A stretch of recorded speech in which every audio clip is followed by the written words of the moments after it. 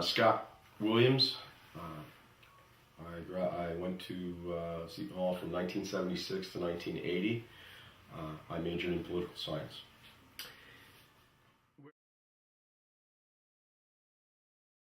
I originally lived in South Orange my first few years, and right around the block from Seton Hall, so I was well aware of it. My parents moved out of the country, and I wanted to return home to Jersey. So. Well, it felt like home because it was so close to my house growing up, so I've seen it over the years, so it really wasn't just like I'm finally on campus, not from South Orange Avenue.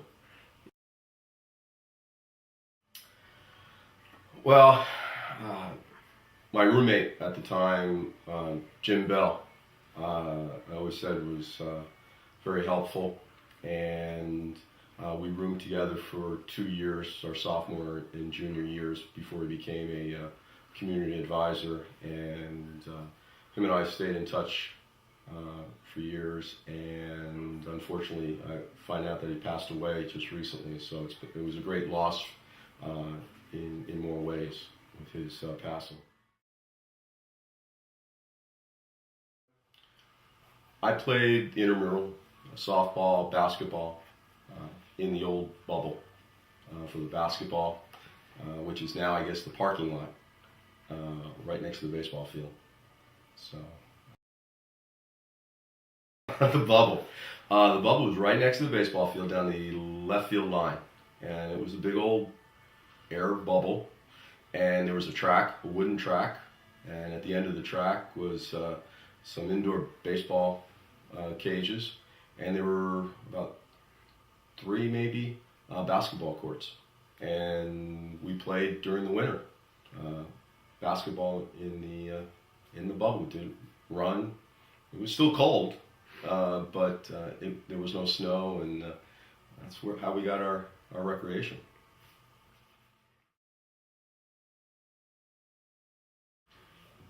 It was not far removed from a high school experience in the sense that you didn't feel lost in the classes. Most of my classes were small. I think the largest class I had was maybe 50, and that was a business class my freshman year. But other than that, the classes were small, intimate, got to know the professors.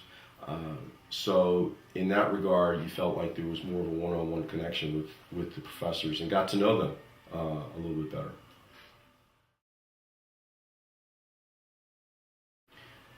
Yes, as a teacher myself, the smaller classes give students more an opportunity to ask questions and feel connected with either the professor or teachers. So in that regard, I felt I got an excellent education in a small environment, but in a quality environment as well.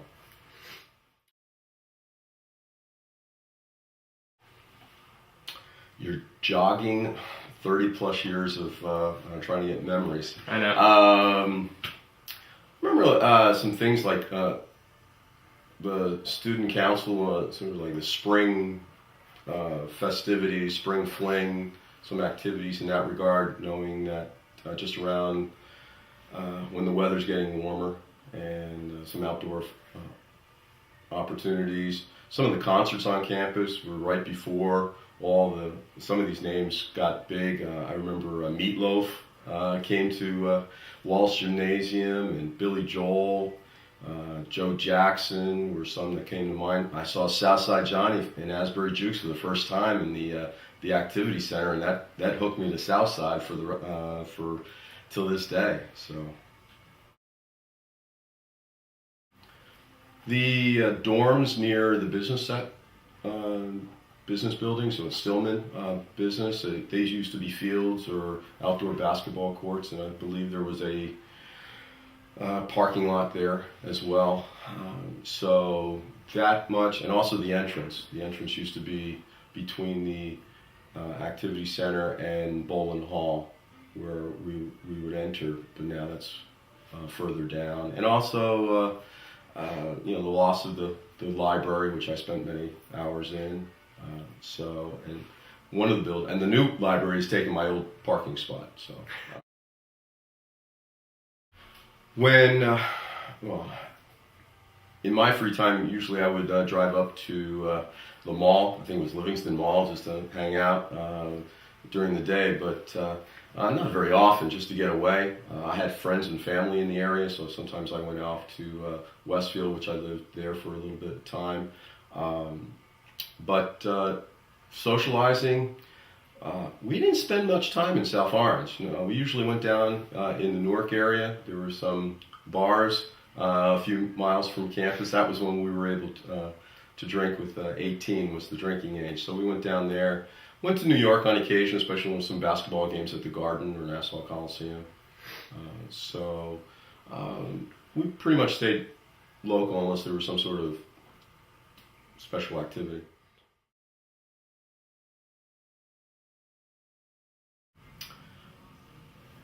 I was raised a Methodist, so when it comes to the religious, the faith aspect, I respected it, but it was one that was not necessarily an integral part of mine. I will say that there was one time in the cafeteria that someone asked me to go to if I was going to mass, and I said I'm not Catholic, and there was an old E.F. Hutton commercial.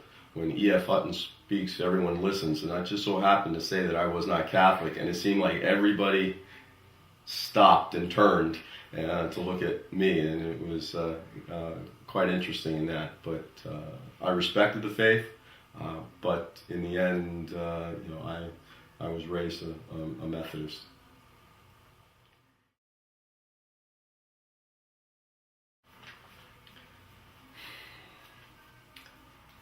My freshman year, the dorm, the wing, the freshman wing, the community hall, those are the guys that we bonded with the most, and we had the most fun during that year. It was a lot of the guys we stayed in contact throughout the 4 years, and it was nice. It was like we grew up together in that year, and that's a good memory that I have of that time.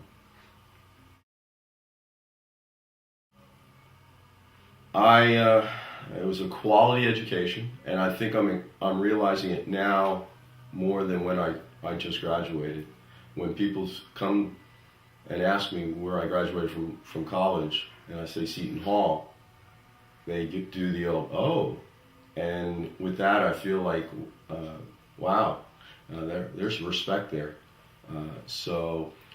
Even down here in Florida, there's the Seton Hall name is known. So that's nice to know.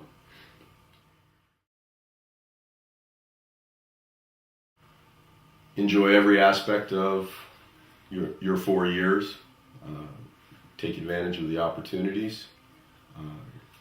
Get to know the professors. You're there to learn. Enjoy the learning, not enjoy the process, not the end result. It's not where you start, it's where you finish.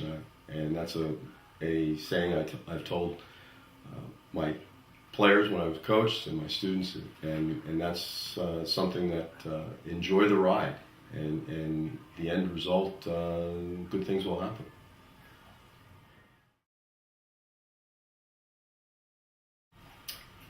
I've had an interesting life. I teach advanced placement U.S. history, social studies department head at J.W. Mitchell High School in Trinity, Florida, and I'm in my 27th year of overall teaching. I've coached high school sports for 22 years. I coached tennis. I coached for 12 years. I coached baseball for 10 years. I was a head coach for my last 2 years of coaching. I coached golf. I coached basketball, and I was into the sports, which was very much a part of my upbringing and enjoyment. And met an incredible number of people, and it's been fun.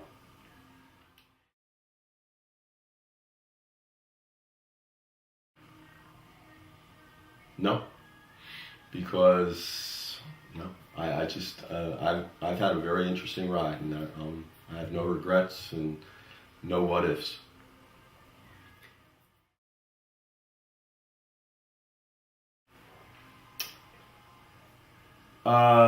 Maybe like maybe different now than then. In the 70s and 80s, Seton Hall was divided, and I don't mean in a bad way. You had the commuter aspect as well as the resident aspect, and when you're talking about Boland Hall, that was the only dorms. Although there was another set of dorms that were off. I can't remember the name of it, but where the girls lived. And so the dorm community was a rather small community. Then you had the commuters, and sometimes it was separated, but not in a bad way. And I don't know what the campus is like this year, and but that was a little bit different. Also, life in the dorms, the pub. I mean, I'm sure you've talked to most old alumni. They talk about the pub and some good times there, the entertainment and the socializing there. It was good times.